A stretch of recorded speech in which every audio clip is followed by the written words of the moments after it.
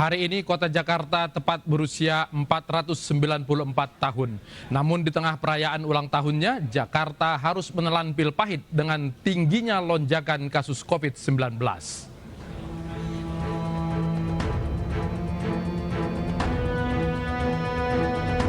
Di tengah gempuran lonjakan kasus COVID-19 yang tinggi, Jakarta merayakan hari ulang tahun yang ke-494. Tidak bisa berpesta pora karena ancaman virus corona yang masih menghantui Jakarta.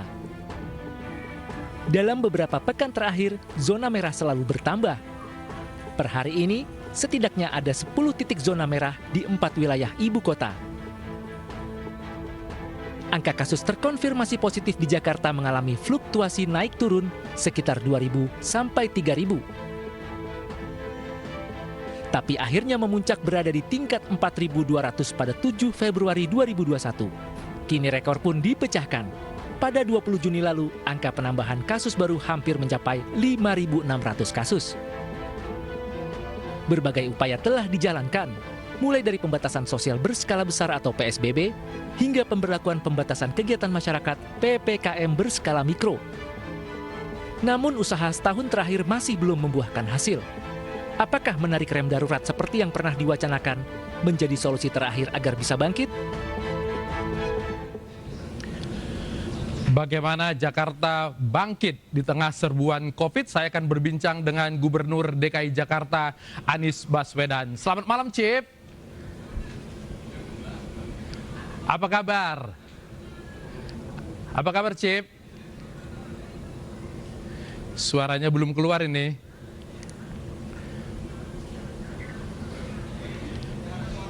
Ya. Gimana, udah dengar? Selamat malam, Pak Gubernur. Selamat malam, Bang Latif. Apa kabar? Baik, sehat, alhamdulillah. Ya, hari ini Jakarta berulang tahun ke-494. Kami ucapkan selamat ulang tahun. Temanya Terima Jakarta bangkit. Bagaimana Jakarta bisa bangkit di tengah serbuan COVID saat ini? Jadi begini, kita ini harus mengingatkan pada diri kita semua bahwa Jakarta ini berisi orang-orang tangguh. Orang-orang yang memilih datang ke kota ini, memilih berkarya di kota ini, memilih untuk berbuat, berkarya, dan orang-orang ini tangguh semua. Pernah mengalami naik dan turun. Yang usaha pernah gagal, pernah berhasil. Yang datang sini dengan modal ala kadarnya, mendapatkan kehidupan lebih baik, jumlahnya luar biasa banyak. Jadi ketika sekarang kita sedang menghadapi masa penuh tantangan karena pandemi, ada krisis kesehatan yang berdampak pada krisis ekonomi, mari kita ingat untuk optimis. Insya Allah kita akan bisa melewati ini.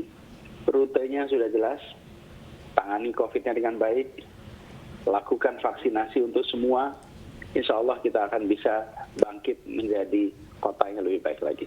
Oke, tangani COVID, kemudian vaksinasi. Tapi hari-hari ini kenaikan positifnya mencapai 5.400, tertinggi selama 15 bulan. Apakah penanganan kita yang keliru atau ada hal-hal lain yang membuat itu semakin naik? Ada minimal 3 hal. Pertama, setiap kali habis libur panjang kita selalu menyaksikan lonjakan kasus. Tahun lalu dari mulai liburan Agustus, kemudian berbagai libur panjang telah membuat lonjakan penambahan kasus Jakarta. Apalagi mudik kemarin. Jadi sesudah awal Juni, dampak dari orang kembali lagi ke Jakarta, kita menyaksikan sesuai prediksi angka kasus meningkat. Yang kedua ada varian baru. Indikasinya apa? Penularannya lebih cepat, pertambahannya lebih cepat. Kalau tahun lalu kita menyaksikan pertambahan itu 10%, 15%, atau 5% kenaikan dari hari ke hari. Sekarang bisa separuhnya, bahkan bisa 2 kali lipat dalam hitungan 1-2 hari. Jadi ini ada varian. Bahkan sekarang ini anak-anak terpapar. Sebelumnya kita tidak menyaksikan anak-anak terpapar sebanyak ini. Saat ini ada sekitar 16% adalah anak-anak yang terpapar, termasuk balita. Jadi anak-anak ini di bawah 18 tahun. Jadi faktor kedua adalah faktor varian baru. Yang ketiga adalah kemampuan testing di Jakarta. Hari ini Jakarta, laporan testing hari ini 57% dari semua testing PCR di Jakarta, di Indonesia adalah di Jakarta. Oke. Jadi kita ini rata-rata separuh dari semua pengetesan di Indonesia itu di Jakarta. Sehingga kasusnya nampak. Tapi kami dari awal selalu prinsipnya terbuka, bertindak cepat, laporkan apa adanya, dan tingkatkan kemampuan penanganan mulai dari kemampuan testing, kemampuan tracing, termasuk untuk treatment. Oke. Jadi lebih baik kita bisa mendeteksi awal, kelihatan angkanya seperti tinggi, tapi orang tua terdeteksi, orang punya komorbid terdeteksi, sehingga apa efeknya di Jakarta tingkat kematiannya termasuk paling rendah. Ya. Kita 1,5% itu fatality rate. Baik. Kalau saja kita tidak melakukan pengetesan yang tinggi, maka kelihatannya baik-baik saja, angkanya nggak tinggi. Tapi justru potensi kematian yang bisa menjadi tinggi. Jadi 3 itu, Bang Latif. Baik, di tengah banyak kepala daerah yang ingin daerahnya disebut masuk zona hijau sehingga kemudian mengurangi testing dan tracing, kenapa Jakarta kemudian mengambil sampai angka 57% seperti ini? Karena kami ingin menyelamatkan setiap warga Jakarta. Kami ingin warga Jakarta mendapatkan rasa aman. Kami ingin warga Jakarta terlindungi. Kami ingin bila warga Jakarta terpapar, dia bisa mendapatkan perlindungan sesegera mungkin. Itu sebabnya testingnya ditingkatkan, kapasitas isolasinya ditingkatkan, kapasitas rumah sakitnya ditingkatkan, jumlah tenaga medisnya ditambah. Jadi kami tidak khawatir dengan penyebutan hari ini. Ya. Kami lebih khawatir pertanggungjawaban kita di masa yang akan datang bagi saya di hadapan Allah Subhanahu wa taala, dan juga kami tidak terlalu khawatir apa yang ditulis sekarang. Kami lebih memikirkan nanti para sejarawan akan menengok ke sini, peristiwa 2 tahun ini akan dicatat dengan data lengkap. Dan pada saat itu, langkah-langkah yang kita kerjakan akan terlihat sebagai langkah yang benar atau yang salah karena datanya lengkap. Jadi hari ini kami memilih untuk testingnya tinggi. Ini ya Bang Latif, testing di WHO itu disyaratkan 1.000 testing per sejuta penduduk per minggu. Dan kami di Jakarta ini 11 kali lipat dari yang disyaratkan oleh WHO. Dan ini tujuannya tidak lebih, tidak bukan adalah untuk mendapatkan kasus cepat, kemudian sesegera mungkin. Kalau yang gejalanya ringan bisa isolasi, kalau sedang berat bisa dilakukan pelayanan kesehatan dan cepat. Baik. Jadi bukan hanya jumlahnya banyak. Jadi dengan cara itu, Bang Latif, kita ingin warga di Jakarta itu terlindungi. Tapi, ada tapinya nih Bang Latif. Ini seperti kalau kita berhadapan dengan atap yang bocor. Atap yang bocor itu, ya pada awalnya kita siapkan dulu ember untuk menampung sehingga tidak licin kemana-mana. Tapi tidak cukup hanya membesarkan embernya terus-menerus. Kalau atapnya tidak ditambal. Kita harus menambal kalau begitu ya. Harus ditambal ya. Pak Gubernur, banyak yang mempertanyakan. Dulu ketika bulan April Pak Gubernur menerapkan PSBB, padahal kenaikannya belum separah ini. Kenapa sekarang belum menerapkan itu? Adakah aturan yang menghalangi atau ada hal lain? Jadi begini. Pertama, ketika kita bicara tentang pembatasan, tahun lalu yang dialami hanya oleh Jakarta. Saat ini wabah di Indonesia bukan hanya di Jakarta, tapi di berbagai kota di seluruh Indonesia. Karena itu penanganannya harus komprehensif sebagai satu kesatuan. Kemudian yang kedua, untuk penanganan komprehensif inilah kemudian dibuatlah sistem PPKM namanya. Yang diatur oleh Satgas Pusat, di mana wilayah-wilayah di Indonesia dibagi dalam beberapa kategori. Ada kategori hijau, kuning, oranye, merah. Nah, ada kriteria-kriterianya. Kalau masuk kategori kuning, maka harus dikerjakan ABC. Kalau masuk kategori oranye, maka harus dikerjakan DHIJ. Kalau kategorinya merah, maka KLMN misalnya. Jadi, nah kita sekarang dengan adanya lonjakan kasus, dengan adanya peningkatan pasien di rumah sakit, Jakarta sekarang berstatus sebagai zona merah. Nah, kami lebih baik menyampaikan apa adanya, tidak menutup-nutupi.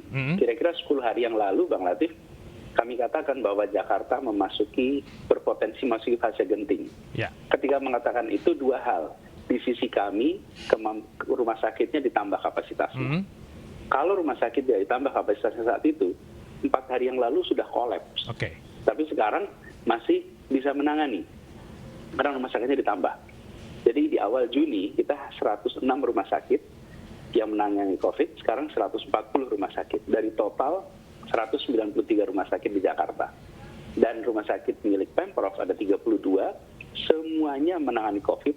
Bahkan dari 32 itu, ada 13 rumah sakit yang khusus hanya untuk pasien COVID. Ini menunjukkan bahwa ketika kita melihat ada tanda-tanda, kami bersiap. Oke. Tapi di sisi lain, juga perlu ada pembatasan di masyarakat. Nah, inilah kenapa kemudian PPKM diterapkan di Jakarta dengan pengetatan yang lebih tinggi. Bang Latif, kalau saya boleh usul, Ya. mari kita lihat pengetatan ini bukan sebagai pengetatan, tapi penyelamatan. Karena tujuannya bukan diketatkan, tujuannya diselamatkan. Ya. Virusnya kan menular lewat interaksi. Jadi interaksi itu harus dikurangi dulu supaya terkendali. Oke. Jadi Untuk kalau kita Pak Anies, lihat, baik. gimana? Salah satu upaya untuk menekan mobilisasi itu apakah cukup dengan penebalan PPKM saja atau harus PSBB menarik rem darurat tersebut? Sebenarnya intinya adalah sama-sama kita mengendalikan interaksi kita. Sama-sama mengikuti protokol kesehatan. Jadi kita tidak bisa hanya pemerintah saja, tapi harus bersama-sama dengan seluruh rakyat. Karena Bang Latif, penularannya itu terjadinya bukan di ruang-ruang publik yang bertemu dengan orang-orang yang tidak dikenal. Tapi penularan itu sering justru jadi orang-orang yang kita kenal. Ya. Nah, kita kecenderungannya pakai masker ketika ketemu tidak orang dikenal, tapi lepas masker ketika kenal, padahal virusnya tidak membedakan. Oke. Baik. Dan Jakarta ini ada 3,2 juta kepala keluarga, ada ratusan ribu tempat kerja, semua aktivitas-aktivitas di sana berpotensi pada penularan. Oke. Jadi, apapun namanya, apakah PSBB, apakah PPKM, intinya adalah ini ikhtiar penyelamatan. Ya. Baik. Oke. Mari sama-sama kita jaga diri, kurangin kegiatan, dan bila harus mengikuti kegiatan, jauhi kerumunan, taati seluruh protokol kesehatan. Oke, baik. Pak Anies pernah menyebutkan bahwa akibat pandemi ini Jakarta kekurangan pemasukan sampai 40 triliun. Kalau dikaitkan dengan anggaran, seandainya kita harus PSBB, Jakarta cukup kuat dari segi anggaran? Jadi begini, kita sejak awal pandemi ini menggarisbawahi. Saya pernah ditanya, Pak, apa saja yang penting? Saya bilang 3 hal yang penting. 1, keselamatan. 2, keselamatan. 3, keselamatan. Anggaran insya Allah akan bisa recover. Tapi mereka-mereka yang terpapar mengalami fatalitas, belum ada rumusnya untuk menghidupkan mereka kembali. Tidak ada itu. Tapi kalau anggaran kita berkurang, insya Allah kita akan punya caranya untuk menaikkan lagi. Ya. Karena anggarannya berkurang itu semata-mata karena interaksi kegiatan ekonominya berkurang. Kegiatan perekonomian berkurang, DKI pendapatannya dari pajak. Karena kegiatan perekonomian berkurang, maka pajak yang disetorkan berkurang, maka pendapatan kami berkurang. Tapi keselamatan warga itu yang utama, itu yang pertama, dan itu yang harus selalu menjadi prioritas. Jadi kami ketika mengambil keputusan tentang penanganan pandemi ini, selalu menomorsatukan keselamatan, selalu menggunakan pendekatan ilmiah yang sudah terbukti. Kita mendengarkan para ahli epidemiologi, kita mendengarkan para saintis, kemudian kita selalu transparan, apa adanya, tidak ditambah, tidak dikurangi, supaya masyarakat bisa yakin bahwa informasi yang kita berikan adalah informasi yang akurat. Kenapa? Karena perjalanannya panjang. Saya ini Bang Latif ketika tanggal 11 Maret 2020, kita semua mendengar bahwa WHO menetapkan COVID-19 ini sebagai pandemi. Pandemi Ya. itu artinya global. Ya.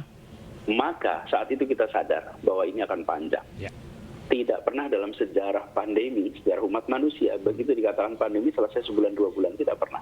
Jadi pada saat itu kita langsung, oke, kalau gitu kita harus bersiap untuk sesuatu yang panjang, karena itu penting sekali bagi seluruh rakyat di Jakarta untuk percaya pada apa yang dikatakan oleh pemerintah, yakin apa yang dikerjakan oleh pemerintah, karena itu kami dari awal selalu katakan apa adanya. Nah, Ya. termasuk juga sekarang Bang Latif, ketika kita berhadapan dengan potensi peningkatan, 10 hari yang lalu kami sampaikan warning. Warning itu artinya bagi kami di pemerintahan, peningkatan kemampuan testing, peningkatan tracing, peningkatan kapasitas penanganan untuk isolasi rumah sakit. Di sisi masyarakat, peningkatan kedisiplinan, peningkatan kehati-hatian, pengurangan kegiatan yang tidak perlu. Kan itu anjurannya kemarin di rumah saja, pergi kalau ada kebutuhan pokok, kebutuhan mendasar, kebutuhan mendesak. Kalau tidak, di rumah saja. Karena ini perlu dua-duanya berjalan dengan baik. Nah, dengan begitu, harapannya kita bisa mengendalikan lebih cepat. Kita perlu semuanya berkolaborasi. Di hari ulang tahun ini, Pak Anies, ada pesan optimis buat warga Jakarta? Insya Allah kita semua akan bisa melewati ini, tapi ada syaratnya. Dan semua warga Jakarta tahu persis bahwa untuk berhasil di kota ini harus kerja keras, harus ulet, harus tangguh, harus tidak mudah menyerah. Siapapun tahu di kota ini penuh dengan tantangan. Nah, sama untuk melewati pandemi ini, kita semua tahu rumusnya apa? Ada dua. Satu adalah kendalikan COVID-nya, yang kedua adalah vaksinasi. Karena itu kita galang terus vaksinasi di Jakarta ini, Bang Latif, setiap hari kita melakukan vaksinasi minimal 100.000. Ya. Hari ini saja 114.000 yang mendapatkan vaksin di Jakarta. Jadi harapannya nanti di akhir Agustus, seperti arahan Bapak Presiden, 7,5 juta penduduk dewasa di Jakarta sudah mendapatkan vaksin. Jadi ini pesan optimismenya. Untuk kita bisa melewati ini dan bangkit, maka kita harus bisa mengendalikan COVID-nya dan menuntaskan program vaksinasi sehingga tumbuh imunitas di tubuh kita. Baik. Dan bila itu terjadi di seluruh warga Jakarta, insya Allah kita bisa segera beraktivitas dan insya Allah lebih baik lagi. Mudah-mudahan 17 Agustus nanti kita sudah merdeka dari COVID. Sehat selalu, Cip. Terima kasih sudah bergabung di Air Seru. Selamat malam. Salam.